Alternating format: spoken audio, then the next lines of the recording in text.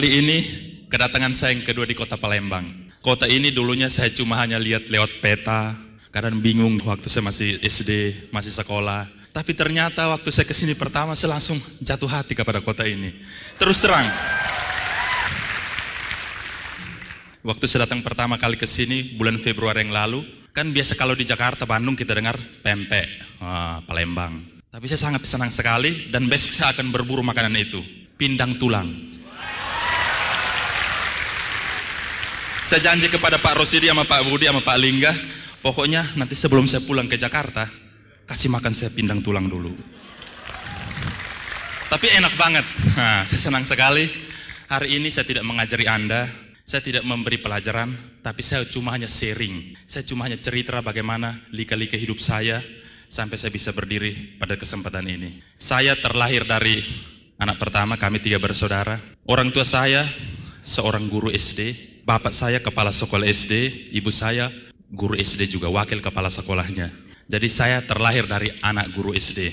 Mereka itu pegawai negeri, teman-temannya Umar Bakri, pegawai negeri. Masuk SD biasa, begitu waktu saya masuk SMP, tamat SD kelas 6, saya langsung dikirim oleh orang tua saya, dimasukkan ke dalam asrama. Waktu itu mereka mengatakan, supaya kamu mandiri, kamu harus masuk asrama. Bayangkan anak kelas 6 SD, begitu tamat mau masuk SMP, disuruh masuk asrama. Cuci baju sendiri, masak sendiri, dan lain sebagainya. Makan sendiri. Saya sejak kelas 6 SD, saya sudah mandiri. Bukan mandi sendiri, maksudnya mandiri yang benar-benar. Termasuk mandi sendiri. Itu selama 3 tahun, waktu saya tamat SMP, ibu saya mengatakan, saya pengen tinggal dengan orang tua, tapi ibu saya mengatakan, kamu masuk lagi asrama. Akhirnya SMA, saya masuk lagi asrama. Anda tahu kan asrama itu kan kayak barak gitu. Jadi di situ kita tinggal di situ cowok semua atau cewek semua gitu, tinggal di situ dan sekolahnya masuk pagi, pulang tidur, istirahat habis kerja, cuci, dan itu diatur oleh waktu Bapak dan Ibu. Itu saya lakukan sampai SMA. Dan yang saya pelajari dari situ adalah kedisiplinan, bagaimana hidup teratur dengan waktu. Itu yang saya pelajari. Jadi sejak kelas SMP dan SMA, saya belajar bagaimana menghargai sebuah waktu, Bapak dan Ibu. Akhirnya ketika tamat SMA, saya ngomong ke ibu saya, "Ma, Pak, saya ingin melanjutkan kuliah ke Pulau Jawa." Waktu itu mama saya dan bapak saya mereka mengatakan, "Anak, kamu gak suka kuliah ke Jawa, kuliah aja di Kupang." Kebetulan tempat saya itu namanya Kota Atambua itu perbatasan dengan Timur-Timur. Itu kalau ke Timur-Timur itu cuma 1 jam. Jalan darat udah langsung masuk Timur-Timur. Sedangkan ke Kupangnya sekitar 5-6 jam. Mereka bilang kuliah aja ke Kupang. Saya katakan kepada mereka, "Enggak, saya mau ke Jawa, mau ke Bandung." Mama saya bilang, "Tapi kita enggak punya duit nak. Mama seorang guru SD, bapak juga seorang guru SD. Kamu kalau ke Jawa pasti puluhan juta keluar." Saya pokoknya enggak ini Pak, saya harus ke Jawa. Akhirnya karena saya ngotot, mama saya juga mengatakan kepada saya, "Kalau memang itu keputusanmu, Bapak dan Mama akan dukung." Dan akhirnya malam waktu saya tidur tapi saya sempat mendengar mereka, Bapak dan Ibu sempat bertengkar. Waktu itu Mama saya sempat menangis dan akhirnya besok pagi mereka katakan, "Oke, nak, kalau memang kamu mau ke Jawa berangkat aja. Bapak dan Mama siapkan duitnya." Dan ternyata sesudah saya kuliah baru saya tahu bahwa ternyata duit yang mereka kuliahkan saya ke Jawa itu mereka pinjam dari bank, dari BRI. Mereka kredit. Dan uang untuk mengirimkan saya kuliah itu adalah hutang Bapak dan Ibu. Dan itu membuat saya semakin yakin saya ingin membahagiakan mereka. Apapun yang terbaik akan saya lakukan untuk mereka. Akhirnya berangkatlah saya ke kota Bandung. Waktu itu kalau tadi nonton di klip tadi, itu detik-detik saat ketika ibu waktu itu mengantar saya ke bandara. Ke bandara dan diantar dengan doa restu mereka. Waktu itu saya sempat ingat kata-kata ibu saya sebelum saya naik pesawat. Yang, "Nak, kamu udah merantau jauh-jauh. Jangan bikin malu orang tua. Pulang kamu harus sukses. Kalau nggak sukses nggak usah pulang." Waktu dia katakan seperti itu. Itu kata-kata yang terngiang-ngiang sampai sekarang. Sehingga waktu saya kuliah pun kata-kata itu selalu menusuk. Kalau nggak sukses nggak usah pulang. Jadi orang yang luar biasa baru pulang. Akhirnya terus saya waktu kuliah di salah satu perguruan tinggi yang top sekali di kota Bandung, bahkan Indonesia. Saya kuliah di situ, kuliah dengan baik luar biasanya. Hanya terus terang saya waktu itu sempat terpukul ketika saya waktu semester 1, malamnya saya kan orangnya hobi nonton bola. Malamnya kan saya begadang nonton Piala Dunia kalau nggak salah waktu itu tahun 94. Saya nonton Piala Dunia, besoknya ujian. Saya nggak belajar. Ujian apa gitu, waktu itu hitung-hitungan gitulah. Itu pelajaran yang paling saya nggak suka, hitung-hitungan. Akhirnya waktu itu gimana caranya? Ketahuan waktu itu terus terang karena saya nggak belajar. Bukannya saya nggak pinter, tapi lupa. Akhirnya saya sempat nyontek, buka, nyontek, dan akhirnya ketahuan dosen. Wah, saya keringat gede-gede itu turun dari mata. Gimana ketahuan dosen. Dan dosen tersebut langsung menarik tangan saya dan membawa saya di depan kelas di hadapan 100 orang. Dan dia katakan, ini contoh anak yang kurang ajar katanya. Sakit hati saya. Saya masih ingat tanggal 12 Desember 1993. Jangan ditiru ya, itu nggak bagus. Tapi justru itu yang menyentil saya. Ini tanda, bukti orang yang nggak akan berguna katanya di masyarakat. Panas saya, kurang ajar, saya dikatakan tidak berguna padahal baru nyontek sekali. Baru sekali. Kamu tidak akan berguna, kamu akan jadi gini-gini, bahkan jadi sampah masyarakat. Kurang ajar saya, sakit hati. Tapi saat itu yang menyarankan saya. Itu yang membuat saya terus terang, saya kalau mikir kembali tanggal 12 Desember 1993, bulu kuduk saya itu sampai berdiri, Bapak dan Ibu. Tapi itulah titik balik saya, kenapa saya harus sukses di usaha ini. Saya mau membuktikan kepada dosen tersebut bahwa kata-kata ibu itu ternyata tidak benar. Akhirnya terus terang itu memotivasi saya untuk kuliah habis-habisan. Saya kuliah tahun 98 saya tamat.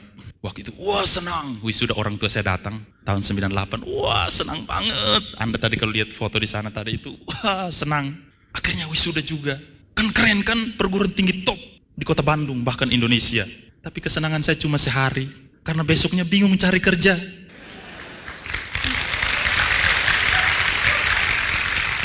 Saya pengen bahagiakan orang tua. Saya pengen balas kembali budi baik mereka. Tapi gimana caranya? Lamar kerja kemana-mana. Saya waktu itu akhirnya sudah nyusun strategi. 100 lamaran saya lempar. 100 ke Bandung, 100 ke Jakarta. Pokoknya lihat alamat di mana lempar. Lihat alamat. Terus terang Bapak dan Ibu. Dari 200 lamaran yang dipanggil 2.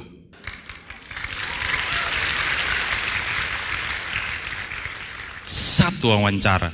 Dan tidak ada yang nerima. Saya sempat stres Bapak dan Ibu. Gimana?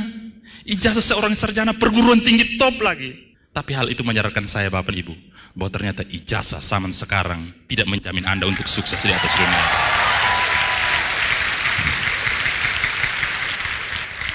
Dalam melamar pekerjaan itu pernah satu kejadian, waktu itu saya masih tinggal di Bandung, saya melamar kerja di Jakarta, ada satu perusahaan yang panggil. Saya sempat karena jam 8 pagi harus wawancara, saya nggak punya keluarga di Jakarta, jadi jam 3 subuh saya udah dari Bandung pakai bis ekonomi. Sampai sana kebetulan Jakarta masih subuh, masih jam 5, jadi kalau ke kantor kan belum dibuka. Akhirnya saya tidur di terminal Kampung Rambutan. Ijazah saya masukin ke tas, dan saya tidur menunggu jam 7. Ijazah saya beralaskan ijazah saya. Dan terus terang waktu itu ada pakaian saya satu tas di samping. Tahu-tahu saya kaget karena kecapean, saya kaget jam 6:30, barangnya udah hilang. Sakit hati saya, tas pakaian saya udah dicuri, dibawa orang gitu maksudnya. Bapak Ibu, hal itu membuat saya bahwa ternyata kalau miskin itu tidak enak. Kalau hidup nggak punya duit atau hidup miskin itu nggak enak. Saya harus merubah ini semuanya. Saya harus berubah. Kok nasib saya gini gitu, sementara orang di sana wah keren, pakai mobil keren kemana-mana. Tiap malam saya berdoa, Tuhan tolong kasih saya rezeki, kasih saya rizki, kasih saya berkat-Mu. Saya udah berjuang gini. Akhirnya banyak sekali lamaran yang saya kerja, nggak ada yang ini. Akhirnya saya sempat nyoba jadi apa? Sales. Dan sales yang pertama, waktu itu kebetulan selamar kerja, ada yang keterima, dipanggil. Wah saya pikir kerja di kantor, ternyata jadi sales. Sales berdasi. Ini ada produk dari mainan anak-anak, jadi disuruh masarkan itu. Sales berdasi, tapi harus pakai dasi. Aduh, akhirnya udah nggak apa-apa, saya pakai dasi ke meja keringatan gitu sambil lemparin mainan anak-anak gitu. Ketemu kalau ada ibu sama anaknya, itu sasaran tuh. Pura-pura dekat anaknya, ibunya nggak lihat, pura-pura lemparin mainannya. Set. Ibunya balik, kurang ajar, anak saya nggak boleh, pergi. Kabur saya, galak banget ini ibu. Nyoba lagi, itu sasaran. Jadi ibu yang bawa anak-anaknya. Ada yang beli, ada yang enggak, ada yang beli, tapi itu saya lakukan Bapak Ibu. Akhirnya dari situ saya pernah jadi di asuransi pernah 6 bulan, tapi enggak satu premi pun yang saya closing. Aduh, saya sakit hati banget. Akhirnya gimana caranya? Saya pernah jadi kenaik angkot Bapak Ibu. 7 bulan kenaik angkot. Saya kadang-kadang berpikir kok sarjana jadi kenaik angkot gitu loh. Tapi itu hanya untuk menyambung sebuah hidup. Masalahnya sudah bingung. Ijazah ini udah dijual kemana-mana. Nggak ada yang terima. Ibu saya telepon dari Kupang sana. Nak, daripada kamu jadi sales, jadi kenaik angkot, pulang aja ke sini jadi PNS, jadi pegawai negeri. Kebetulan bapak dan ibu saya kan pegawai negeri yang saya bilang Umar Bakri tadi. Saya bilang, Mak, saya nggak mau. Mama saya bilang, harus datang. Saya bilang, saya nggak mau. Dia paksain, akhirnya saya nggak mau. Kami terus terang, kami berantem. Selama 1 tahun nggak ngomong. Gara-gara apa? Dia mau paksain pulang, saya nggak mau. Saya mau tetap di Jawa, di Bandung gitu. Akhirnya terakhir mama saya langsung banting telepon dan nggak mau ini lagi 1 tahun. Waktu itu membuat saya terbakar lagi bahwa tidak ada alasan lagi. Saya harus sukses dan saya akan membahagiakan mereka. Itu yang saya akan tunjukkan kepada mereka. Banyak sekali kejadian-kejadian itu saya lakukan. Tiap malam saya berdoa, Tuhan tolong. Tapi mau diterima lamaran kerja gimana? Puncak Krismon tahun 98. Jangankan mau kerja, orang yang kerja aja lagi dak-dikduk mau dipecat dari kerjaan. Karyawan baru gimana caranya? Tiap malam saya berdoa, Tuhan tolong berikan saya yang terbaik. Tolong kasih rizkimu kepada saya. Saya ingin merubah hidup, saya ingin bahagiakan orang tua. Tapi belum juga, saya hanya terus berusaha. Segala cara saya lakukan. Jadi kalau Bapak Ibu punya keluarga atau punya kenalan yang mungkin sarjana tapi belum kerja, saya salah satu contohnya. Saya ini sarjana pengangguran. Tapi intinya Bapak Ibu di sini, latar belakang itu nggak penting. Latar belakang itu nggak penting. Yang penting adalah 2-3 tahun ke depan Anda mau kemana. Itu lebih penting Bapak Ibu.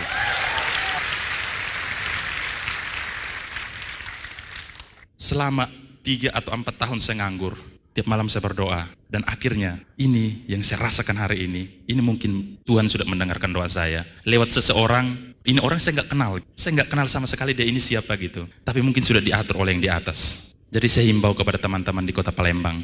Kalau Anda lagi bingung, Anda lagi susah, lakukan terus kerjaan Anda sekarang. Sambil Anda berdoa pada Tuhan. Tuhan minta rizkimu. Anda jangan berhenti berdoa. Berdoa terus. Suatu saat Tuhan akan mengirimkan seseorang. Dan waktu itu ini orang saya nggak kenal sama sekali. Tapi lewat ini orang, hidup saya berubah. Sebuah informasi yang cuma saya dapatkan dari seorang teman yang dikenalin oleh teman lagi. Dan orang ini adalah yang mengubah hidup saya.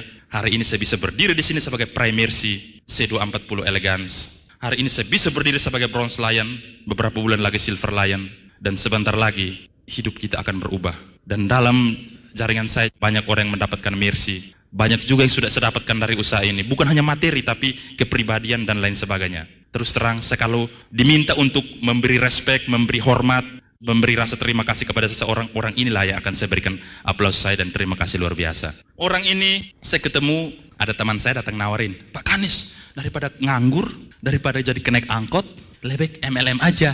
Saya iya boleh juga ya. Tapi aduh saya nggak mau MLM, saya bilang, saya kan sarjana, gengsi dong sarjana jalanin MLM. Di mana muka saya ditaruh? Iya kan? Mendingan saya jadi sales, mendingan saya jadi kenaik angkot daripada jalanin MLM. Iya kan? Ada yang nawarin saya, tapi yang lain. Waktu itu saya di Bandung tinggal di rumah susun. Anda tahu kan rumah susun tadi sudah diklip. Itu 4 lantai. Rumah susun itu 60 keluarga di satu barak. Kan kalau Anda sudah nonton sinetron Cintaku di Rumah Susun, kayak gitu deh. Itu rumah susun 60 keluarga. Di sana goreng ikan asin, 60 keluarga kecium baunya. Itu namanya rumah susun tinggal. Di sana lagi berantem sama istrinya, jambak-jambakan, 60 keluarga dengar. Jadi apa di sana kentut, di sana dengar. Misalnya, benar itu rumah susun. Jadi kalau di sana ketahuan MLM, ini semua tahu ketahuan MLM. Ceritanya gitu. Nah, teman tawarin saya boleh juga sih. Udah, saya jalanin. Masuk. Udah saya daftar. MLM yang lain lah, saya nggak usah sebut. 6 bulan kemudian, 7 bulan, nggak dapat 1 orang juga. Stres, nyari orang, bulat-bulat nyari orang. Waktu itu, karena perusahaannya bangkrut, akhirnya kita pindah ke MLM lain. Itu Bapak Ibu, dari situ saya belajar. Kalau Anda memilih perusahaan MLM yang bagus, lihat dulu company profile-nya. Perusahaannya gimana? Jangan sampai Anda baru jalanin 3-4 bulan, yang pemiliknya kabur. Perusahaannya fiktif, udah nggak tahu kemana. Yang rugi siapa? Ya kita. Dengan downline yang kita ajak, muka kita itu mau ditaruh di mana? Masuk akal nggak? Masuk akal. Jangan sampai Anda disuruh push up oleh tetangga Anda. Iya kan? Saya waktu itu jalanin. Akhirnya jalanin lagi yang kedua. Kedua, akhirnya jalanin yang ketiga. Pas jalanin yang ketiga, saya mau pergi presentasi nih. Saya pas presentasi, teman saya, wow saya presentasi, gini. Waktu itu yang MLM yang gitu, yang nyetor. Pokoknya nyetor aja deh, kamu cari 2 aja. Nyetor gitu. Pas lagi presentasi, teman saya ini bilang, oh kamu udah dijalanin di sini ya? Ya udah 3 bulan. Apa yang udah dapat? Pokoknya masuk aja deh. Saya bilang gitu. Kebetulan teman saya ini juga MLM. Dia bilang, saya mau kenalin ketemu kamu dan satu orang luar biasa, upline saya. Gila, saya kan peringkatnya masih kecil kan, ditemui dengan upline dia, yang MLM itu juga gitu loh. Akhirnya saya, oke, saya kan dengan semangatnya mau pergi presentasi dia nih. Temuin saya dan upline-nya. Ternyata masih muda, masih kuliah. Saya mau presentasi, dia presentasi balik. Dia presentasi balik. Duh. Saya baru mau ini, dia udah. Saya ngerang gini. Dan akhirnya saya join di jaringannya. Dan orang tersebut adalah Pak Luis Tendean. Akhirnya saya mengalah, saya gabung. Kami ke perusahaan itu. Dari perusahaan itu, kita baru jalan sekitar 5-6 bulan. Perusahaannya bangkrut. Kantor pusatnya di Jakarta, katanya waktu tahun 98 kena kerusuhan itu, dibakar. Yang cincin-cincin itu, dibakar. Yang pemiliknya lari ke Malaysia. Kami jaringannya udah besar. Waktu itu, saya bilang, aduh gimana, orang udah kejar pakai parang nih, golok nih. Kita mau pakai duit gimana? Tapi Pak Luis bilang, sabar, tenang aja. Percayalah pada saya. Dan saat itu terus terang, saya melihat dari komitmen seorang Luis Tendean. Meskipun jaringan perusahaannya nggak ada lagi, produknya nggak ada lagi, udah kabur, tapi jaringan masih tetap jalan dan dia masih pertahankan jaringan itu. Jadi bukannya kami yang bubar berhenti dari MLM, tapi perusahaan yang bubar. Saking komitmennya. Dari situ saya belajar sebuah leadership, sebuah kepemimpinan Pak Luis Tendean. Jadi meskipun perusahaannya udah bangkrut, kami tetap di situ. Bahkan kami yang mempertahankan, kami yang bertukar pikiran bagaimana untuk menghidupi kembali perusahaan. Bayangkan, Anda sekarang perusahaan udah enak banget, tinggal masuk, join, jalan. Produknya lengkap, semua lengkap, ininya lengkap. Nggak usah pikirin bagaimana perusahaan ini jalan atau enggak. Itu tugas Mr. Lee, orang terkaya nomor kedua di Cina. Anda tinggal jalan. Akhirnya kami sudah berdarah-darah, pertahankan ini perusahaan, nggak kuat juga. Kita pindah lagi yang lain. Nah, ada satu perusahaan gitulah. Tapi waktu itu saya belajar dari komitmen seorang Pak Luis Tendean. Waktu itu saya percaya pada dia. Saya bilang, Pak Luis, saya sangat percaya pada Anda komitmen banget. Anda integritasnya bagus. Kamu masuk ke bisnis apapun, saya akan ikut, saya bilang. Mau ke jurang pun saya ikut, saya bilang. Saking sudah percayanya kepada seseorang. Dan berkat itu, berkat hanya sebuah kepercayaan, saya bisa begini Pak Ibu. Dari situ, saya sudah bete juga. Lama-lama saya ngomong ke Pak Luis, kok Pak Luis, kita masa gini-gini aja sih? Udah 3 yang bangkrut nih. Gimana sih? Aduh, aku udah bingung nih. Akhirnya Pak Luis, dia fokus jualan panci. Anda kalau pernah dengar kaset, Pak Luis jualan panci. Akhirnya Pak Luis katakan, Kanis, aduh memang ini perusahaannya ini parah ini, dia bilang. Jualan panci aja yuk. Nah, diajak. Akhirnya saya bilang, oke deh, ikut jualan panci. Jadi terus terang, kalau Pak Luis Tendean sering katakan bahwa dia adalah distributor panci. Dan memang benar dia distributor panci. Saya salah satu salesnya. Saya satu salesnya. Nah, saya jualan panci anti lengket. Ibu-ibu di rumah susun itu kan banyak. Lagi demo atau lagi pengajian atau apa. Minta waktu dong. Apa? Panci anti lengket. Nah, teng demo-demo. Ada yang beli gitu loh. Ada ini. Sesudah itu jual VCD. Saya juga pernah jadi subagen Luis Tendean. VCD bajakan. Pernah bos. Mau kerja apa lagi? Nggak ada yang nerima lagi. Tahu-tahu Pak Luis 2-3 bulan gak ada kabar, gak ada panci dan VCD lagi. Saya ingin orang kemana gitu loh. Tahu-tahu gak ada hujan, gak ada angin, datang lagi lah dia. Kanis, ada yang baru katanya.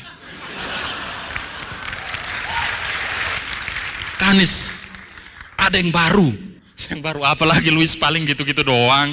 Nanti kita sudah jalan-jalan antar kabur gimana? Muka kita mau ditaruh. Orang udah kejar pakai golok nih. Pokoknya ini beda deh.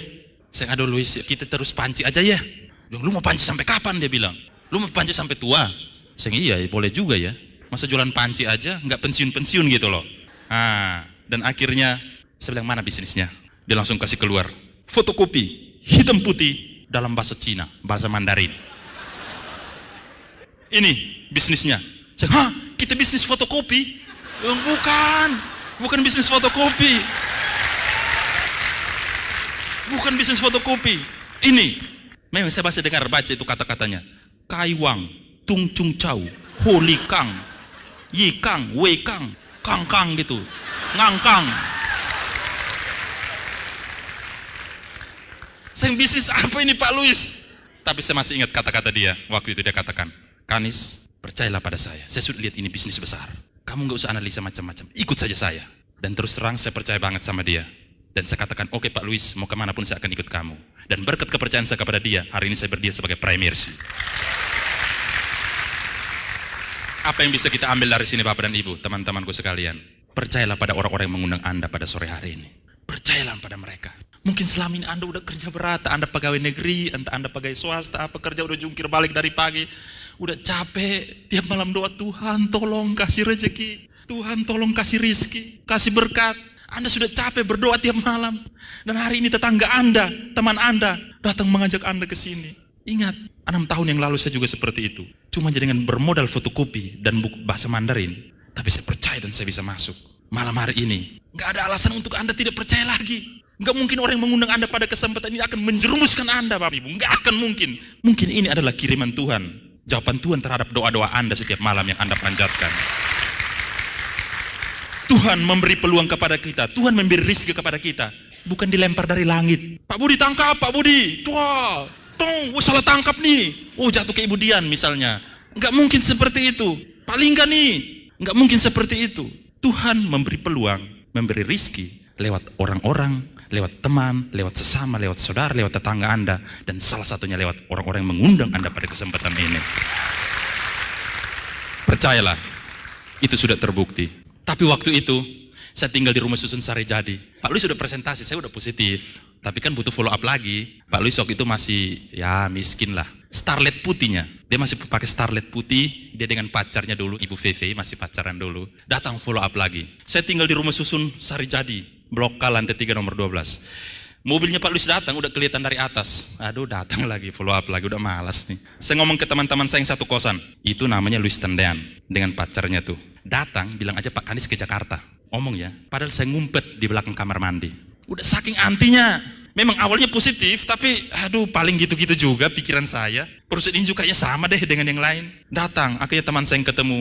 Pak Kanis ke Jakarta, padahal ngumpet di belakang. Saya dengar, akhirnya Pak Luis dan Ibu Veve kecewa, akhirnya pulang kembali. Minggu berikutnya datang lagi, ngotot lagi. Datang, naik. Pak Luis datang lagi, udah ngumpet. Sembunyi lagi dalam lemari. Itu saya dulu. Udah saking antinya dengan bisnis seperti ini. Akhirnya, data yang ketiga atau keempat, waktu itu Pak Luis mengejar saya. Tapi ternyata ada teman saya, teman ini juga downline saya di MLM yang dulu.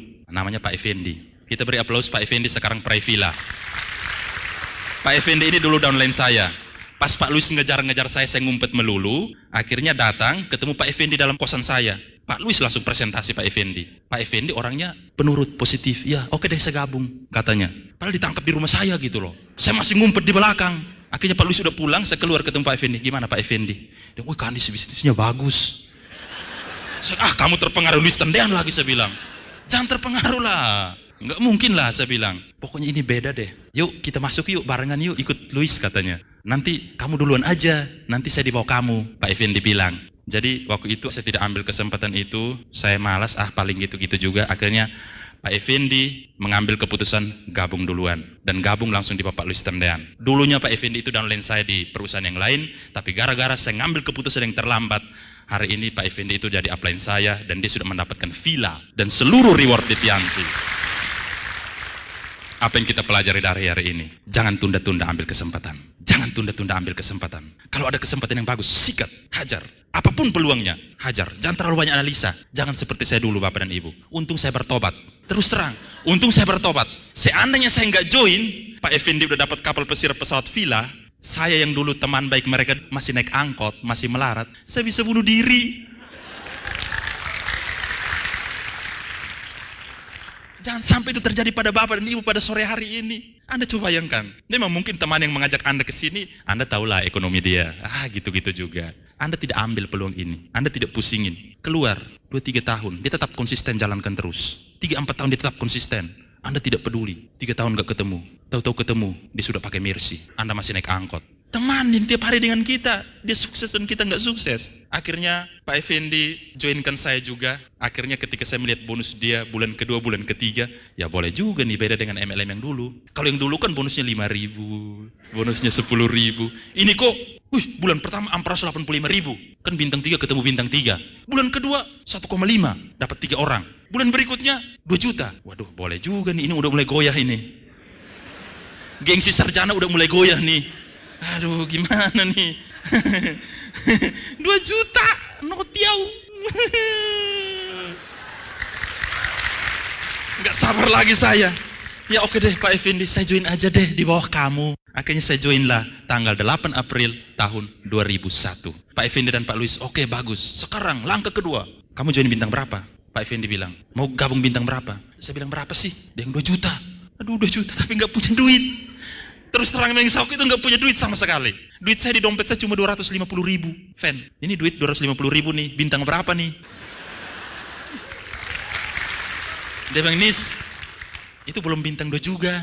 Oke deh, nggak apa-apa kalau itu bintang 1 plus satunya beli teh lah. Saya oke boleh. Akhirnya hari itu 8 April saya join dan 250.000.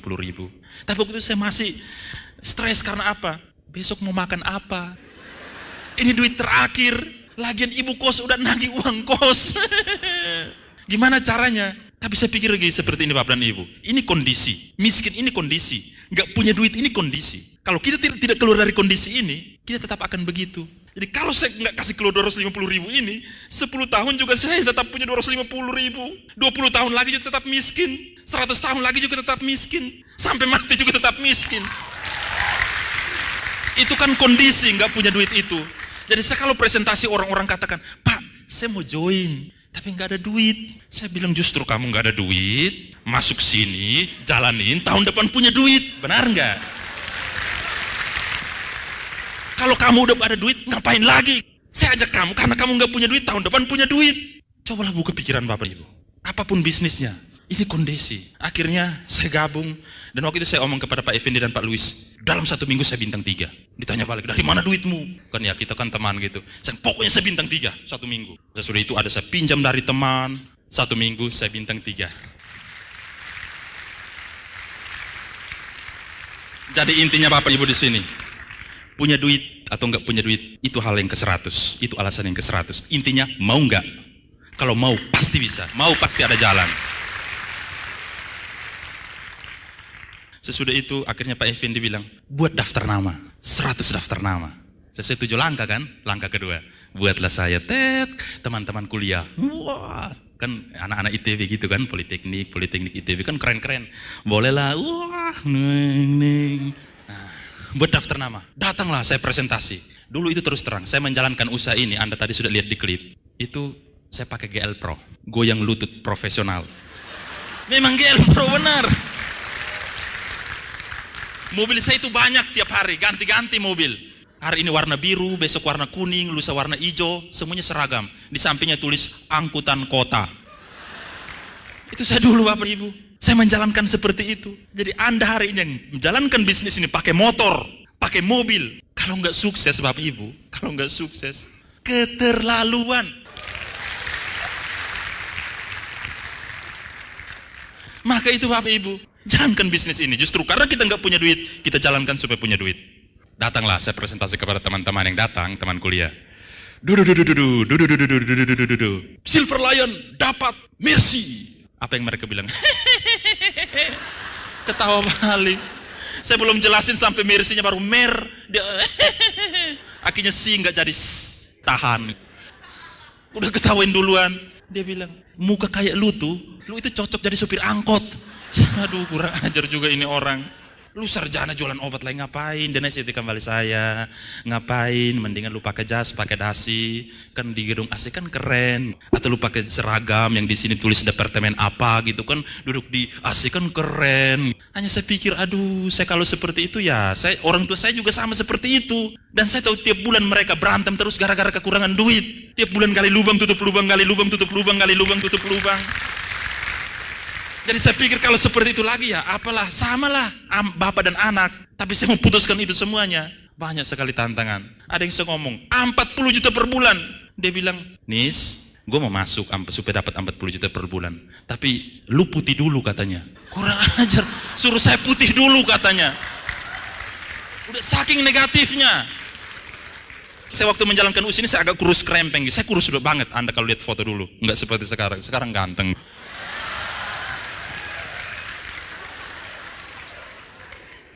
Lu apa sekarang? Waktu itu kan ya kita belum mengerti namanya bagaimana teknik mengundang. Saya bilang, jual obat Cina, saya bilang. Lu kurus krempeng kayak gitu jual obat Cina? Lu gemuk dulu deh baru gua gabung, dia bilang. Aduh sakit. Ada yang bilang gini, kamu jualan obat Cina. Dia lihat, kayak bukan orang Cina gitu, nggak ada sipitnya. Orang percaya nggak kamu jualan obat Cina, kamu tampang seperti itu kayak preman gitu. Itu semua tantangan Bapak Ibu. Tapi Anda tahu, itu semua sedang terjadi. Proses untuk menjadi diamond sedang terjadi. Anda tahu diamond? Tahu berlian? Berlian itu kalau untuk menjadi sebuah berlian dan ditaruh di atas meja dan dihargai oleh banyak orang, dia mengalami proses pemotongan selama 56 kali. Ada yang ngomong, ngaca dulu. Anda tahan aja potongan pertama. Punya motor dulu, muka kayak lu nggak ada potongan. Apalah nenek lu, apalah orang tua lu, kayakan dulu. Banyak yang seperti itu. Banyak sekali tantangan seperti itu. Dan terus terang Bapak, bertahanlah. Potongan diamond sementara terjadi. Dan saat semua itu sudah beres, ketika Anda sudah di atas panggung internasional, di hadapan 10.000 orang dari seluruh dunia, di hadapan ratusan ribu orang, di belakang setir mobil Mercedes. Terus terang. Saat ketika di belakang setir mobil Mercedes, prosesnya telah terselesaikan. Yang tadi saya katakan tadi di awal, bisnis ini memang gak enak ketika dijalankan, tapi sangat nikmat ketika kita telah melewatinya. Banyak sekali, ibu saya juga awalnya gak setuju, terus terang, banyak sekali tantangan, rintangan, banyak sekali ini. Tapi saya hanya ingat, saya selalu konsultasikan pada upline saya. Pak Effendi, Pak Luis. Pak Effendi, Pak Luis. Bapak Ibu, upline Anda adalah orang yang paling peduli dengan Anda. Mereka bukan bos. Mungkin selama ini terjadi Anda tiap hari dicaci maki, dikatakan bahwa negatif seperti ini. Tapi ingat, saat itu terjadi, datanglah ke upline Anda. Dia akan membantu Anda. Saya mau katakan, upline bukan bos. Tapi upline adalah orang yang paling peduli dengan bisnis Anda. Bukan keluarga Anda, bukan tetangga Anda, bahkan bukan orang tua Anda. Karena orang tua Anda belum tentu mendukung Anda. Ataupun pasangan Anda, belum tentu dia pun mendukung Anda. Tapi upline, sponsor atau upline adalah orang yang paling peduli dengan bisnis Anda. Konsultasilah kepada dia.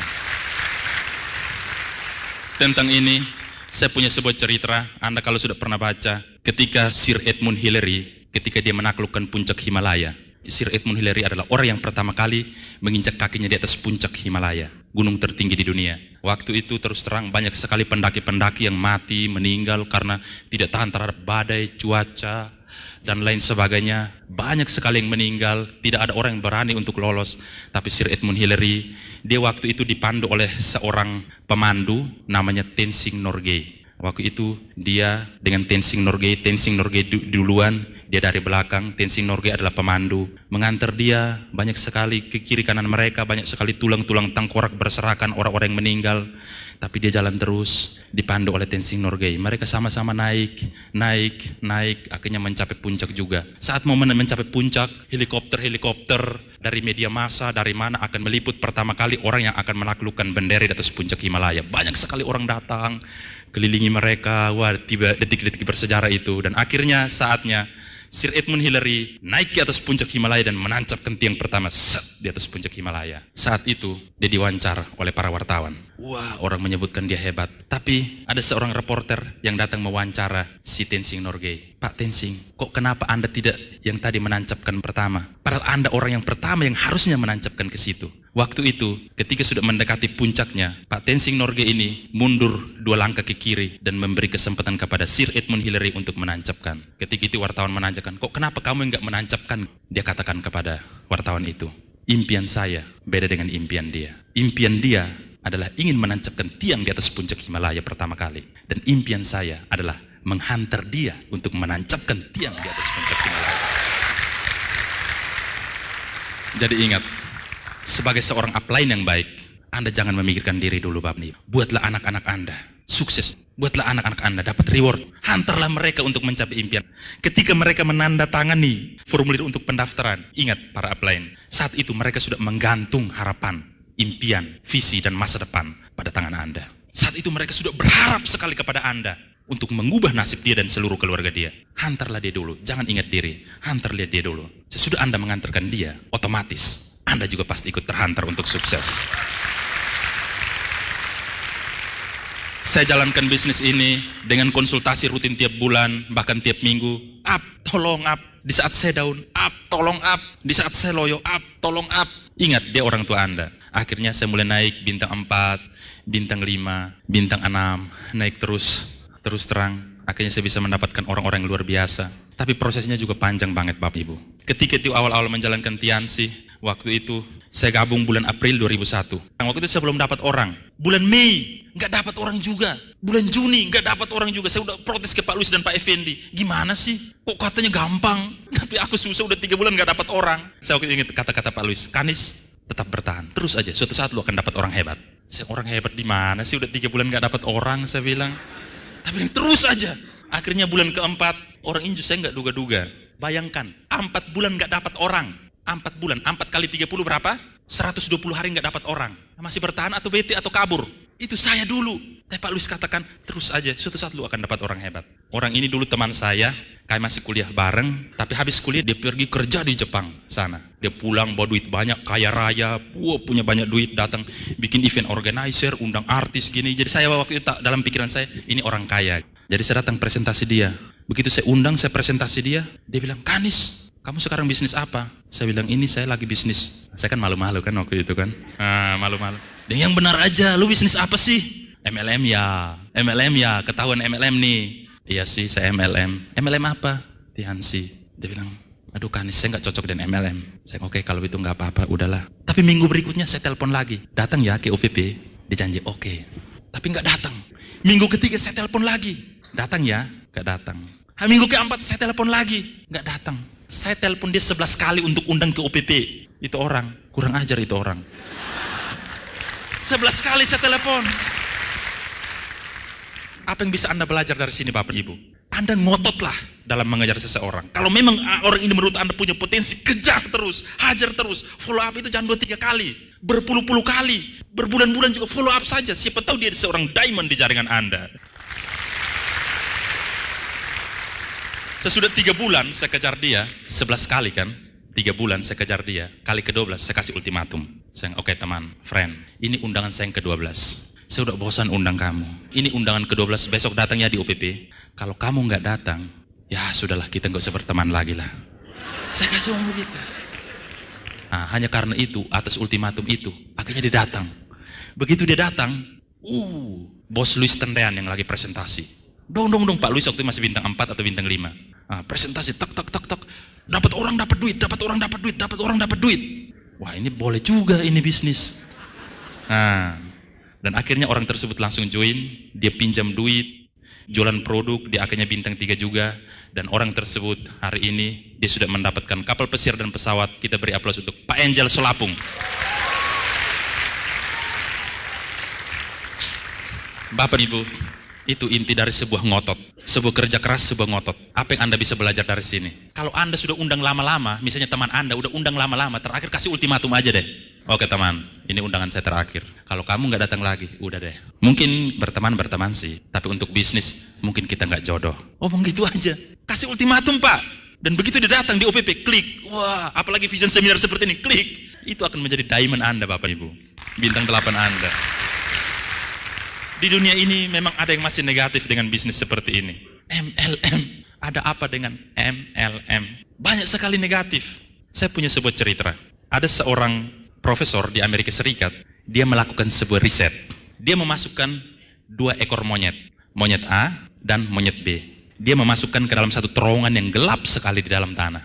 Di tengah terowongan itu ditancapkan sebuah tiang yang tinggi, dan di atas di ujung tiang itu terdapat pisang matang, makanan kesukaan para monyet di atas. Wah, monyet A melihat, wah, monyet B juga melihat, wah.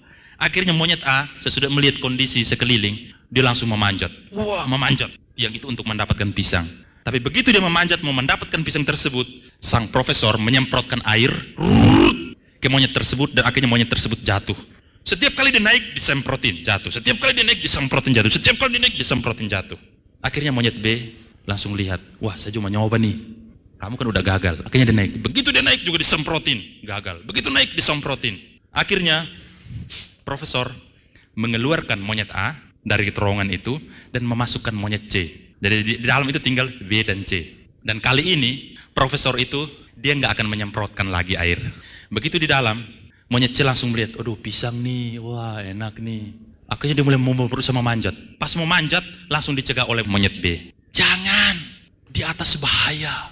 Enggak, itu pisang tuh bahaya, jangan deh. Akhirnya monyet C, padahal profesor nggak mau nyemprot lagi. Akhirnya monyet C menyerah juga, mendengar kata-kata si B. Akhirnya profesor mengeluarkan monyet B dan memasukkan monyet D. Jadi di dalam C dan D. D melihat, enak nih. Begitu dia memanjat, langsung dilarang oleh monyet C. Jangan, pisang nih, jangan. Kenapa? Tadi teman saya B, dia katakan bahwa itu bahaya di atas. Akhirnya D mendengar perkataan itu dan gak mau naik lagi. Akhirnya profesor mengeluarkan lagi monyet C, dimasukkan lagi E. Jadi D dan E. E ini kan orangnya bandel. Jadi begitu dimasukin, dia lihat kiri kanan. Pas dia mau naik langsung dicek-cekat oleh D. Wih jangan, di atas bahaya. Kata siapa? Kata teman saya yang tadi keluar tadi. Nggak apa-apalah, ya bahaya pun yang penting saya terjang dulu. Dasar karena orang yang ngotot. Akhirnya naik, dia memang karena nggak disemprot lagi. Dan akhirnya mendapatkan pisang tersebut. Monyet E. Apa yang kita bisa belajar dari situ Bapak dan Ibu? Pisang adalah impian kita setiap orang. Impian kita. Dari para monyet itu melambangkan perilaku kita manusia. Monyet A adalah orang yang sudah pernah menjalankan bisnis seperti ini. Dia sudah bercoba berkali-kali gagal, bercoba-coba kali gagal, bercoba-coba kali gagal. Dan saat itu langsung memvonis semua bisnis seperti ini, no way. Itu monyet A dan monyet B. Monyet C ini perilaku tipe orang yang lain lagi. Dia nggak mencoba sama sekali, tapi dia dengar dari tetangga. Oh, bisnis yang nyari orang, bulat-bulat nyari orang ya. Tapi kata tetangga saya itu gak gini-gini. Akhirnya dia gak pernah nyoba. Monyet D juga sama. Mereka cuma dengar dari orang. Tapi monyet E, dia bilang apapun yang terjadi, kalaupun di atas ada resiko, ya yang penting saya nyoba dulu. Jadi saya mau tanya nih sekarang. Dalam ruangan ini, Bapak Ibu, monyet A, B, C, D atau E? Yang benar. Kalau Anda monyet E, Anda berada di tempat yang tepat. Ini kendaraan yang tepat untuk mengubah nasib Anda 2-3 tahun ke depan. Kami ketika menjalankan bisnis ini, saya waktu itu cuma fotokopi hitam putih. Waktu itu bahasa Mandarin, akhirnya kita cari sinse. Sinse yang bisa nerjemahin itu. Dan dibuatlah diktat, dan diktat itu yang kita pakai presentasi kemana-mana. Anda pede nggak bahwa diktat, terjemahan, datang presentasi orang? Sekarang kan keren, tinggal ajak orang ke vision seminar, orang join. Dulu begitu Pak. Tapi ingat, ada sebuah pepatah yang mengatakan, jika Anda ingin memanah Raja Wali, panahlah pada hari mendung atau hari berawan. Kalau Anda memanah pada hari terang, Raja Wali tersebut akan melihat Anda dan lari, atau Raja Wali tersebut akan dipanah oleh orang lain. Apa yang bisa kepetik dari sini Bapak dan Ibu? Sebuah bisnis, sebelum dilirik orang lain, angkatlah duluan. Ambil duluan bisnis tersebut. Ada orang bilang, udah jenuh. Belum Bapak Ibu, belum jenuh. Mr. Lee katakan apa Bapak dan Ibu? Tiansi itu baru akan meledak. Baru akan benar-benar booming, baru akan meledak tahun 2010. Ketika banner store sudah terbuka di 200 negara. Saat itu Tiansi baru meledak. Ini baru 2008. Kalau saya mau katakan seperti seorang pelari, ini kita baru bersedia, belum apa-apa.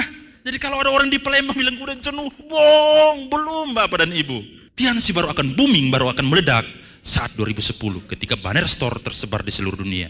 Hanya apakah 2010 itu Anda posisi di mana? Bintang 7, Bronze Lion, Silver Lion, Diamond, atau bintang 1? Atau belum join? Lebih parah belum join. Oh yang Pak Kanis 20 Juli itu datang itu ya? Iya waktu itu saya hadir katanya. Kenapa nggak join? Pokoknya waktu itu saya hadir. Anda pulang naik angkot atau naik bebek. Kalau Anda tahu benar, Anda keluar dari sini, Anda join, Anda ketemu orang yang mengundang Anda jalankan bisnis ini, itu baru luar biasa. Itu baru namanya Anda ambil peluang ini. Gak usah ragu Bapak Ibu. Gak usah ragu lagi. Bisnis ini sudah membuktikan. Terus terang, hidup saya ini gak ada apa-apanya dulu. Saya bukan dari keluarga kaya, saya dari keluarga biasa-biasa. Tapi orang biasa dari keluarga biasa berada di kendaraan yang tepat. Dan kendaraan tersebut berada di rel yang tepat. Kendaraan tersebut adalah Tiansi, kereta ekspresnya. Berada di relnya, yaitu rel Unicorn. 2-3 tahun ke depan, saya yakin dan saya akan jamin Anda pasti sukses. Ingat kata-kata saya malam hari ini, ingat kata-kata sore hari ini Bapak Ibu. Anda keluar dari sini, nggak usah peduli lagi. Ketemu dengan orang yang mengundang Anda, nggak usah ragu-ragu lagi.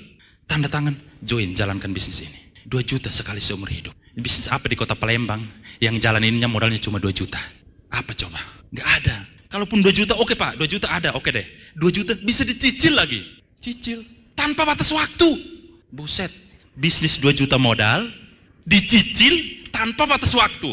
Dan bukan nyetor duit, belanja pula. Kebutuhan sehari-hari dan lain-lain. Bisnis apa coba? Tapi hasilnya gila. Hasilnya luar biasa. Bisnisnya 2 juta dicicil, kayak belanja, kayak main-main aja. Tapi mainannya mercy, Bo. Mainannya mercy. Karena saking mudahnya bisnis ini, banyak orang menyepelekan. Banyak orang gengsi. Saya kadang-kadang sakit hati kalau presentasi orang. Saya gengsi menjalankan usaha ini. Gengsi, saya bilang. Gengsi. Oke, saya tanya balik. Apakah dengan tidak menjalankan usaha ini, gengsi kamu naik? Saya bisa kalau orang seperti saya tanya balik. Apakah dengan tidak menjalankan usaha ini, gengsi kamu naik? Justru Anda menjalankan usaha ini. Anda habis-habisan. Ketika Anda mendapatkan mercy, duduk di belakang setir mobil Mercedes, saat itu gengsi Anda naik. Saya dulu orangnya tidak ada apa-apa, tapi sekarang di belakang setir mobil Mercedes. Bandung, Jakarta itu kan tol Cipularang. Menghubungkan itu hampir 150 kilo. Itu orang biasa lari 2 jam. Saya pakai Mercy, ada Pak Yunus Mercy-nya sama dengan saya. 45 menit. 200 km per jam, Bo. Nyaman banget. Begitu turun dari itu Mercy, waktu di mall, waktu masih pakai mobil binatang dulu. Kalau masuk di mall, itu satpam cuekin. Tapi sekarang kalau masuk di mall atau di mana, aduh, pokoknya bos.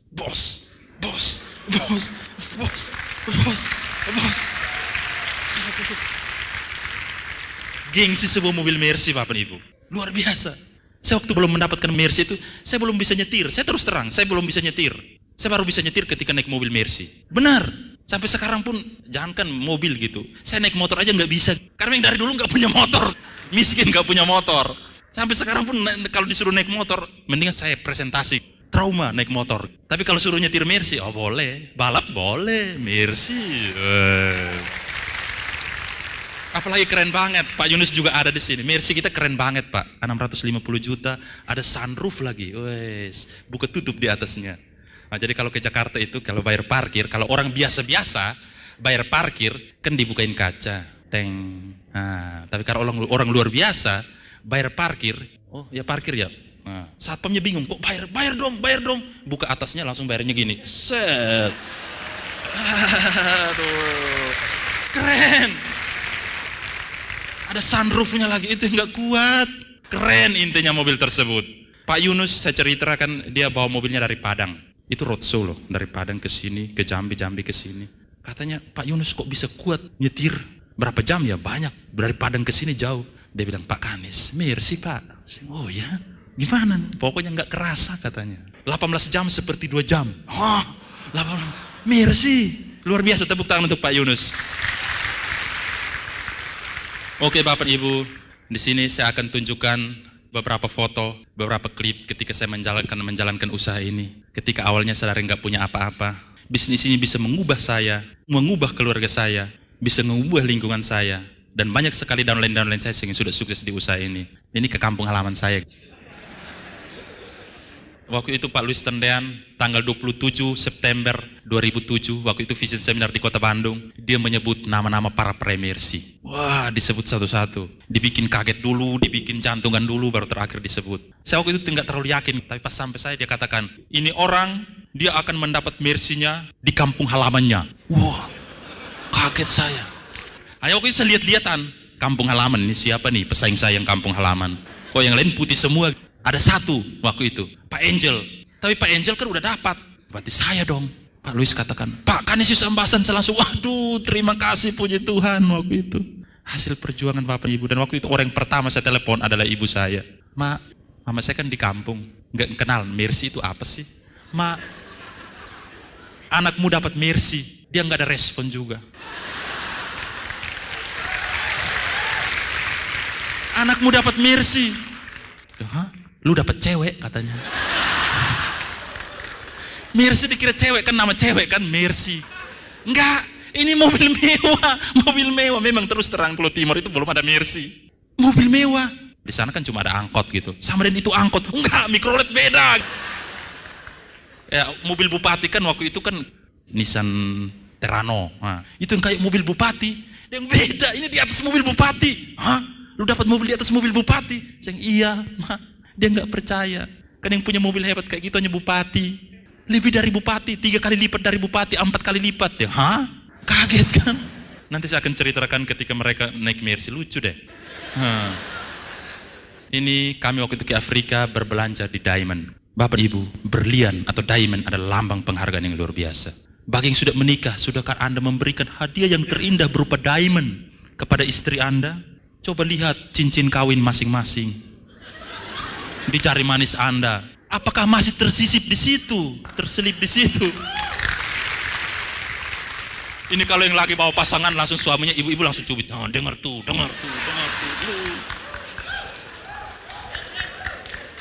Dulu menjanjikan akan memberikan segenggam berlian.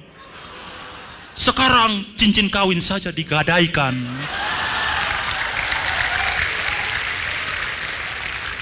Mana berliannya? Janji-janji buaya lah kau. Bapak dan Ibu, berikanlah yang terbaik. Diamond terbagus kualitasnya itu di Afrika Selatan. Benar? Kita berbelanja di situ. Ibu-ibu, siapa yang suka diamond? Pulang tagih suami Anda. Janji-janji buaya kau dulu. Oh, katanya. Ini kami di Istana Negara Pretoria, depan Istana Negara Nelson Mandela. Bingung kan? Akhirnya impian-impian jalan ke luar negeri terwujud.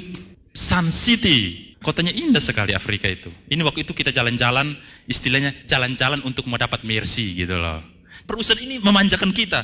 Sebelum kita dikasih mercy, dikasih jalan-jalan dulu.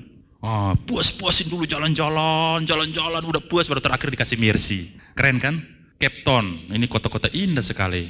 Ya, saya dengan downline saya dan upline saya, itu di belakang itu namanya Table Mountain, gunung yang cukup indah Bapak dan Ibu. Gunung itu seperti gunung meja, jadi kita kalau naik ke atas itu pakai roller coaster. Dan di situ kita melihat seluruh kota Cape Town dan ke arah sana sudah kutub selatan. Yang berdiri sambil mengangkat tangan itu persis di titik pertemuan antara Samudra Atlantik dan Samudra Hindia. Namanya Tanjung Harapan. Kalau Anda pernah belajar di sejarah, Vasco da Gama dan Bartolomeus Dias menemukan Tanjung Harapan sebelum masuk ke Asia, ke Indonesia. Titik pertemuan antara Samudra Atlantik di sebelah kanan, Samudra Hindia di sebelah kiri. Samudra Atlantik panas, Samudra Hindia dingin. Titik pertemuannya di situ Bapak Ibu. Di kutub selatan, itu kesebelasannya udah kutub selatan tuh. Kita nonton burung penguin, waktu sama-sama dengan Pak Yunus. Burung penguin lucu. Jadi jangan hanya lihat di TV. Begitu kita datang dia langsung cuk ketemu. Kita dengan Pak Luis, dan Pak Luis katakan waktu itu dia bilang, sudah dengarkan kaset saya OPP dengan penguin? Hari itu kita OPP dengan para penguin. Di sana tuh indah. Nah, ini persis Cape of Good Hope, Tanjung Harapan, titik pertemuan antara Samudra Atlantik dan Samudra Hindia. Anda yang kalau hobi traveling, jalan-jalan, suka jalan-jalan, lakukan bisnis ini. 1 tahun 2 kali ke luar negeri. Saya terus terang aja, saya itu orang hobinya, kenapa saya angkat ini, traveling. Saya itu orangnya hobinya suka jalan-jalan. Alasan saya menjalankan bisnis ini awalnya, dream book pertama saya itu traveling, jalan-jalan. Enak jalan-jalan ke luar negeri, enak. Jadi jangan hanya lahir di Palembang, besar di Prabu Muli, kawin di Muara Enim, mati di Jambi. Enggak lucu. Lahir di Jambi, sekolah di Prabu Muli, kawin di Muara Enim, mati di Palembang. Enggak elit hidup seperti itu Bapak dan Ibu. Luar biasa kan kalau ditelepon, Pak Lingga di mana sekarang? Di Tokyo, buset. Nanti makan siang di Hollywood ya. Iya. Keren Bapak Ibu. Jalankan bisnis ini. Ini satu lifestyle, gaya hidup. Kita juga wisata kuliner. Saya orangnya suka wisata kuliner. Kalau di sini kan jangan sampai wisata kuliner pempek, pindang tulang. Ya, itu kan biasa. Tapi wisata kulinernya seperti di Afrika lagi. Itu waktu itu kita rame. Makanannya ada 15 jenis makanan Afrika. Ada buaya. Bener. Buaya panggang, sop kaki gajah. Ada apa lagi ya waktu itu? Ostrich, burung unta, telur burung untanya jadi itu kayak kepala manusia, dikasih satu orang satu, ini dipecahin atasnya baru sendokin. Bener, aneh kan? Kalau pindang tulang pempek biasa, aduh nggak elit. Tapi kalau seperti ini luar biasa Bapak Ibu. Anda bisa merasakan wisata kuliner di luar negeri. Itu all you can eat. Jadi setiap meja dikasih ditancapkan di bendera, setiap meja dikasih bendera. Selama kita nggak turunin bendera itu, dagingnya datang terus. Wes, makan sampai puas. Ini kami para peraih dari Indonesia, unicorn. Di bisnis ini kita bukan sukses sendirian, tapi kita bisa dan upline downline Anda suksesnya bareng. Dari sebuah keputusan Bapak Ibu, ini mobil Mercy saya, dan di belakang itu rumah pertama saya. di Kompleks Harapan Indah, Jakarta Timur. Itu saya beli ketika mulai bonus bintang 8, saya kumpul-kumpul dan saya bisa membelikan rumah seperti itu. Saya bayangkan rumah seperti itu dengan rumah susun yang tadi, kayaknya jauh banget. Saya kemarin datang ke rumah susun, jadi 6 tahun gak ke rumah susun lagi. Kemarin itu kan saya mau buat video klip, kan udah kaya nih ceritanya, udah kaya. Ceritanya datang mau buat video klip, rekam yang rumah susun itu untuk ditampilin di sini. Ketemu lagi, orang-orangnya masih seperti dulu. Kanis, panggil saya gitu. Kehidupannya masih susah. Saya kalau begitu masuk ke dalam, terus trauma miskin dulu. Kamar saya yang dulu di sini. Ini kamar mandi waktu saya ngumpet dari Pak Luis. Ini lemari yang waktu saya ngumpet di dalam supaya nggak dipresentasi MLM. Kayak gimana gitu. Trauma muncul lagi. Tapi itu trauma masa lalu. Sekarang trauma kenikmatan. Wih. Indah Bapak Ibu. Next. Ini Bapak dan Ibu saya. Mereka pegawai negeri. 40 tahun jadi pegawai negeri. 40 tahun. Kemarin 2005 pensiun dari pegawai negeri, guru. Dia bilang, aduh nak, 40 tahun mengabdi, dapat tabungan pensiun, taspen 17 juta. Sakit hati. Terus terang waktu tanggal 16 September, saya ajak bapak saya waktu itu, kita jalan-jalan ke Jakarta, saya charter khusus 1 pesawat, bapak, ibu, om, tante, saudara saya semua, dari Kupang ke Jakarta. Di atas pesawat, bapak saya menangis. Saya, Pak, kenapa menangis? Dia terus terang nak, hari ini baru bapak naik pesawat. Hari ini baru bapak naik pesawat pertama kali. Seorang guru SD. Dia langsung memeluk saya. Dan saat itu dia katakan, anak, saya bangga punya anak seperti kamu. Lakukan bisnis ini untuk orang-orang yang Anda cintai. Orang-orang yang Anda sayangi, Pak Ibu. Ibu saya jalan-jalan keliling kota Jakarta. Dia baru lihat kota Jakarta pertama. Senang banget. Saya naikin ke puncak Monas yang di bawah masnya itu. Lihat seluruh kota Jakarta. Dia nangis di atas puncak itu. Sayang, Ma, ini baru awal, Ma. Hari ini kita melihat kota Jakarta dari atas Monas. Tahun depan kita melihat seluruh kota Paris dari atas Menara Eiffel. Bangunlah bisnis ini demi orang-orang yang Anda cintai. Mungkin Anda nggak butuh bisnis ini, Bapak dan Ibu. Mungkin Anda nggak butuh. Tapi istri Anda, anak-anak Anda menunggu di sana. Jangan sampai hanya karena Anda ditolak, Anda gengsi dan ditolak 1 kali, Anda berhenti di usaha ini. Ingat, saat Anda berhenti, Anda mempertaruhkan nasib mereka. Anda mempertaruhkan nasib anak-anak Anda. Saat Anda berhenti presentasi, nasib mereka mau kuliah tahun depan membingungkan. Jadi Bapak Ibu, saat Anda ditolak presentasi, ingatlah mereka. Justru itu akan menjadi vitamin untuk Anda hajar terus melakukan bisnis ini sampai Anda sukses. Lakukan bisnis ini untuk orang-orang yang Anda cintai. Itu sebelahnya adik saya, adik cowok. Di Tiansi terus terang, saya paksain. Kalau adik-adik saya paksain. Masuk. Dia nggak mau. Berantem kita. Masuk. Nggak mau. Sarjana juga, nggak mau. Lihat saya ini kakak sarjana, nganggur. Waktu itu kan masih bintang 3, bintang 4, jadi kan dia belum percaya. Paksain, tapi akhirnya dia masuk juga gitu. Saya paksain cebur dia, dan hari ini dia sudah sebagai New Bronze Lion. New Bronze Lion. Adik saya yang cewek, itu juga paksain dulu, tapi sekarang bintang 7. Jadi kami semua keluarga Tiansi, Bapak Ibu. Ajak adik-adik, teman-teman, sebelum ajak orang lain, ajak dulu adik-adik keluarga inti Anda, orang tua Anda, ibu Anda, ajak dulu Bapak Ibu. Ini grup bintang 8 saya. Kemarin kita main-main ke rumah Pak Luis. Banyak sekali, ada yang nggak datang dari luar pulau. Ada beberapa orang di sini yang juga ada. Dari 40 orang ada sekitar 10 orang yang sudah dapat reward.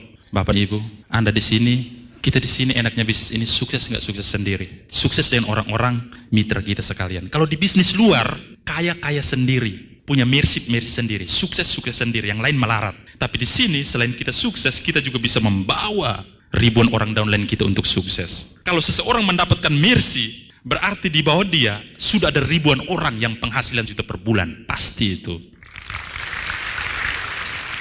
Kalau ada seorang bronze lion yang dapat mercy, berarti sudah ada ribuan orang yang sudah sembuh dari penyakitnya berkat produk-produk Tiansi. Apakah itu egois? Apakah itu egois? Justru di luar yang membuat kita egois. Di sini bisnis gotong royong. Saya mau katakan bisnis Pancasila, gotong royong di usaha ini. Kayak sama-sama, sukses sama-sama, terima mercy, terima sama-sama. Itu baru luar biasa, Bapak Ibu. Jangan egois. Sukseskan dulu mereka, otomatis Anda akan sukses. Dan saya akan membantu mereka. Target saya tahun ini, saya akan lebih membawa banyak orang grup saya untuk mendapatkan penghargaan. Lakukan bisnis ini. Bantulah grup Anda dulu, maka Anda akan besar. Tapi kalau Anda nggak bantu grup Anda akan tetap kecil. Dengan membantu mereka, mensukseskan mereka, otomatis Anda akan sukses. Itu bedanya dengan bisnis lain. Di akhir dari acara ini, saya mau mengingat kembali, ini adalah hari wisuda pertama saya.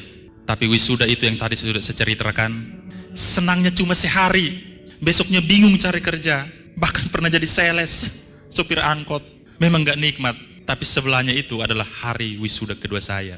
Wisuda yang paling keren Bapak Ibu. Wisudanya bukan di Indonesia, tapi di luar negeri, di Afrika sana. Disaksikan oleh puluhan ribu orang dari seluruh dunia. Dan diwisuda oleh orang terkaya kedua di China, Mr. Li Jinyuan.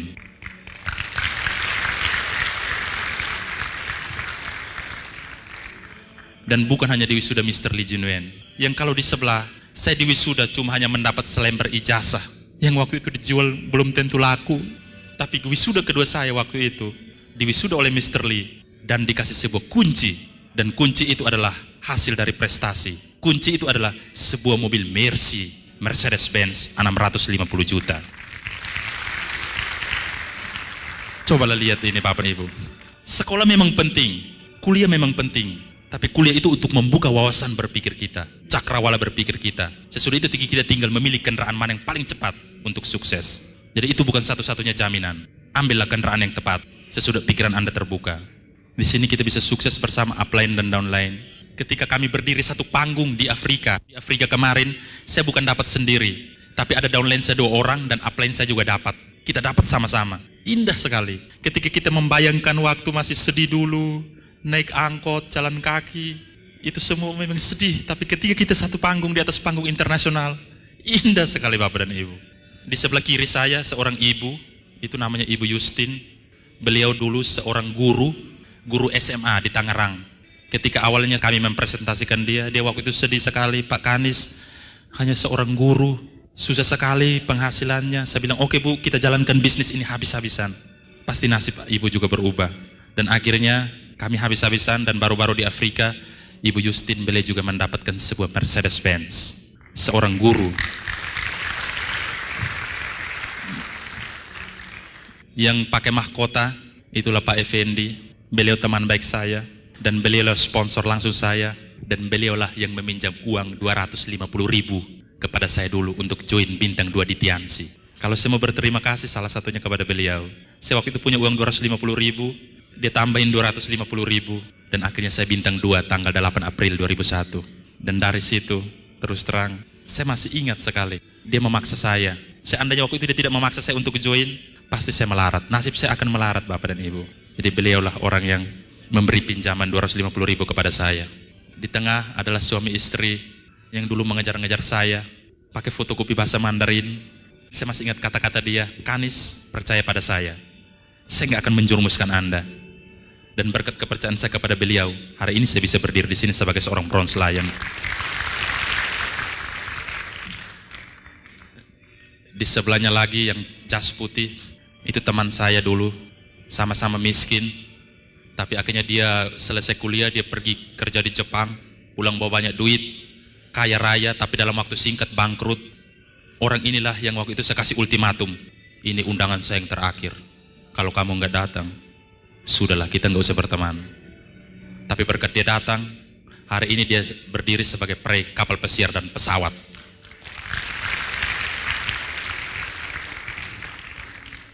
Dia waktu itu katakan, Kanis, terus terang untung Anda memaksa saya, untuk Anda memberikan ultimatum kepada saya. Seandainya waktu itu Anda nggak beri ultimatum kepada saya pasti melarat, dia bilang. Dan berkat ultimatum itu, dia di sini sebagai peraih kapal pesiar dan pesawat. Ini hasil dari sebuah perjuangan. Ketika saya mendapatkan mercy saya, ini hadiah yang saya tunggu-tunggu. Prestis, hasil dari sebuah perjuangan. Saya buka atapnya, saya teriak sekeras-kerasnya. Segala stres 5 tahun, 6 tahun, penolakan semuanya itu Bapak Ibu, itu seketikanya hilang ketika teriak sekeras-kerasnya. Dan waktu itu saya mengatakan, saya berhasil. Saya teriak sekeras-kerasnya Bapak dan Ibu. Anda habis-habis menjalankan usaha ini. Tantangan lewati, rintangan lewati semuanya. Dan ketika Anda mendapatkan mobil Anda, buka atasnya, buka sunroofnya, dan teriak sekeras-kerasnya, saya bisa sukses. Anda tunjukkan kepada dunia lewat bisnis ini. Mungkin sekarang banyak orang yang menyepelekan Anda, tidak peduli dengan Anda karena Anda belum apa-apanya Bapak Ibu. Tapi ketika berada di atas mobil tersebut, gengsi Anda naik. Naik, benar-benar naik. Anda dihargai bos, dianggap bos. Mungkin selama ini orang tidak peduli. Anda miskin, tetangga Anda lebih kaya. Tetangga Anda tidak peduli karena Anda miskin. Anda nggak punya duit. Tapi buktikan kepada mereka, ketika Anda berada di atas itu Bapak Ibu, parkirlah di depan rumahnya. Ini mobil saya, ini mobil anak saya, ini mobil kami. Lakukan bisnis ini Bapak dan Ibu, demi sebuah prestis, demi sebuah harga diri. Bagi saya, Mercy adalah sebuah harga diri. Saya tidak mau diremehkan orang. Saya tidak mau dilecehkan orang. Kita sama-sama manusia kok. Kenapa dia bisa, kita nggak bisa? Makan apa dia? Jadi ketika teman mengatakan, muka kamu kayak angkot. Sedang, kamu semakin ngejek saya tipenya orangnya semakin diajak, saya semakin panas. Tungguin, Mercy saya keluar. Saya akan datang ke rumah Anda dan saya akan klakson 100 kali di rumah Anda.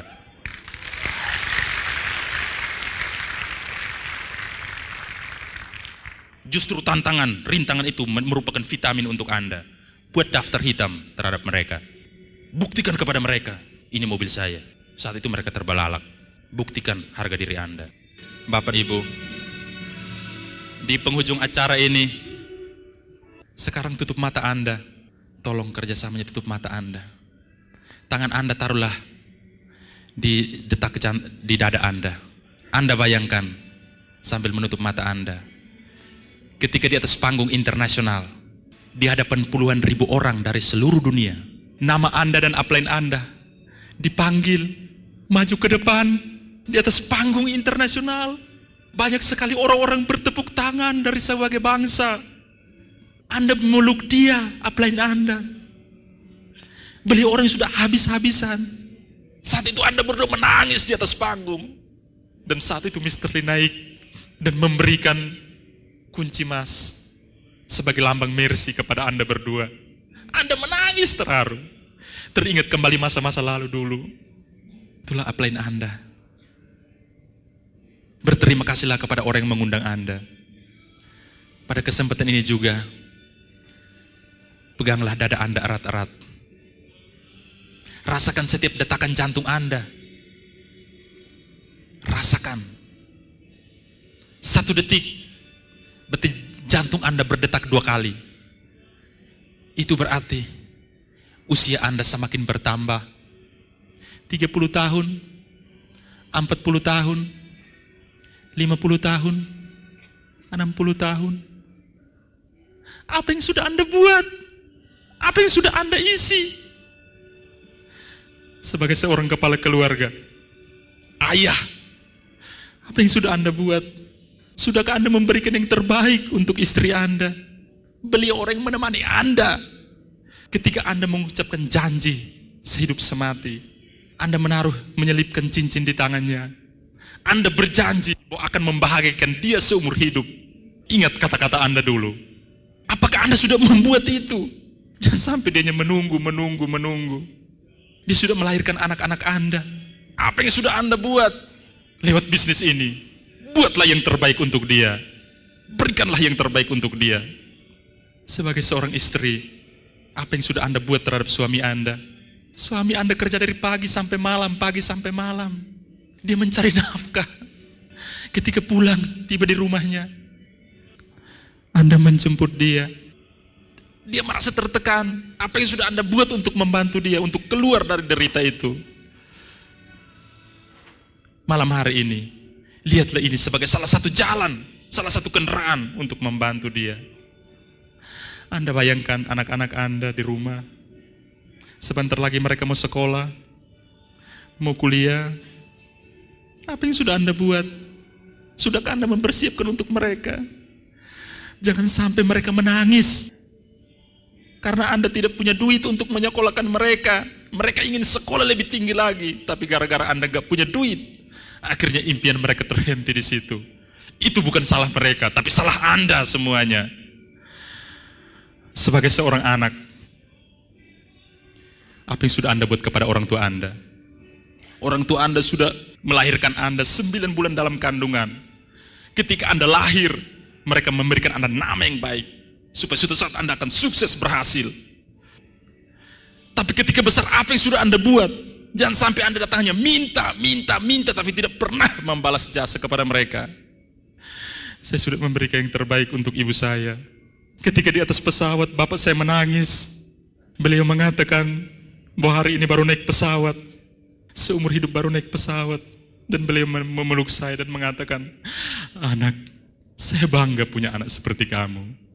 Ibu saya memeluk saya dan mengatakan, saya bangga, tidak sia-sia saya melahirkan Anda. Lakukan yang terbaik bagi yang punya orang tua. Sebelum mereka meninggal, berikanlah yang terbaik untuk mereka. Ingat Bapak Ibu, malam hari ini, tanggal 20 Juli 2008, malam hari ini merupakan titik awal balik Anda untuk bisa mengubah nasib Anda 2-3 tahun ke depan, 4-5 tahun ke depan. Lakukan bisnis ini orang-orang yang Anda cintai. Jika Anda menemukan tantangan, rintangan, halangan di tempat, lakukan terus bisnis ini.